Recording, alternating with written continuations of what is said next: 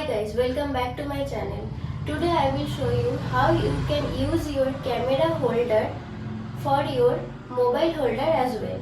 So this is a camera holder, camera tripod, but if you want to use this for your mobile also, so I will show you how you can use this. You need to buy this mobile mount separately from Amazon. So let me show you how can you attach with your mobile. Remove this portion. So you need to attach this portion like this. Hold it tightly and then tight this screw. See, it's attached. Now you can attach with your tripod easily.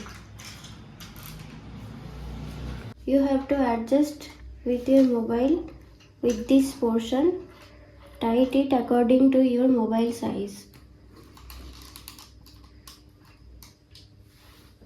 You can remove your mobile anytime with this screw like this, and again you can attach so easily.